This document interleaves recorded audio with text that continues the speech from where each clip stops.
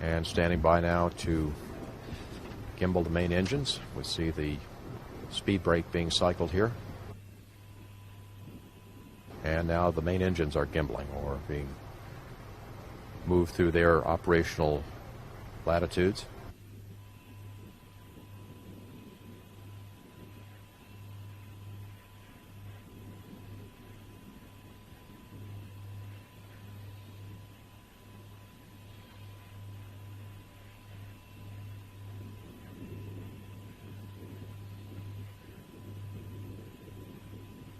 T-minus 3 minutes.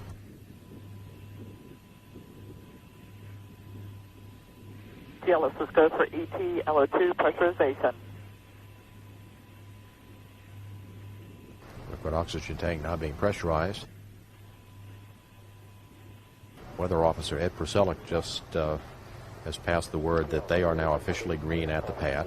Memory and verify no unexpected errors. Jim,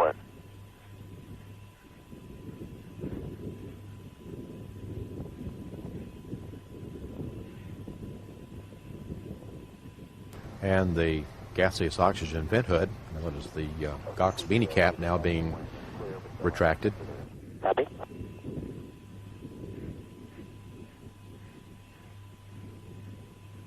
Ground launch sequencer will make a check at T-minus 37 seconds to make sure that it's in the fully retracted position. Flight crew OTT, close and lock your visors and initiate O2 flow. And looks like the second time was a charm. Have a good flight. Roger that, thank you. And that's complete. CLS, let's go for ET LH2 pressurization. And that was orbiter test conductor Mike Key from Lockheed Martin wishing the crew a good flight.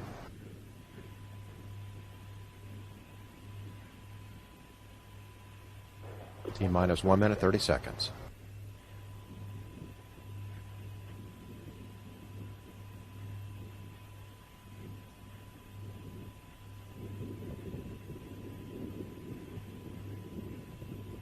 Liquid hydrogen tank now at flight pressure.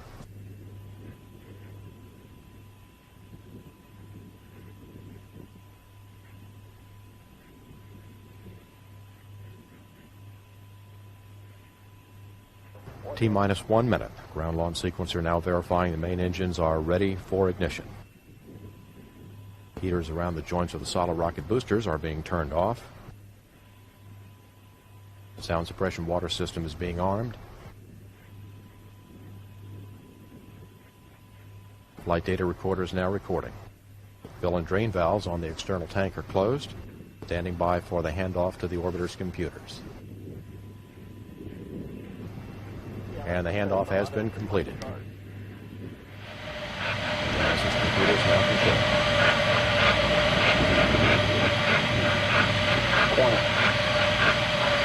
Sound suppression water system activated.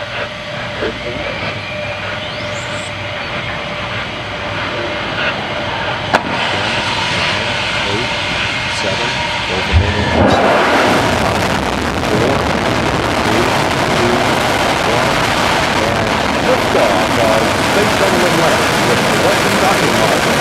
Plato, World for Wonder.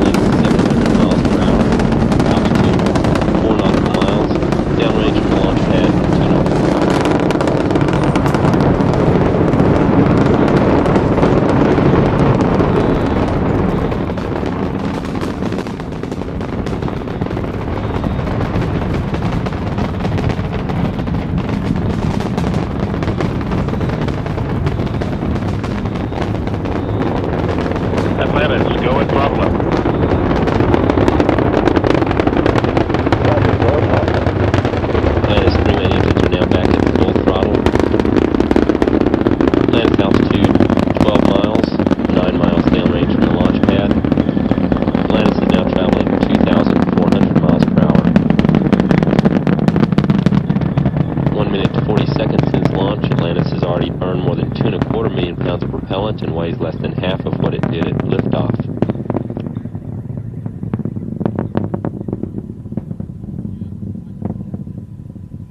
Flight controllers are now standing by for burnout and jettison of the twin solid rocket booster first stage.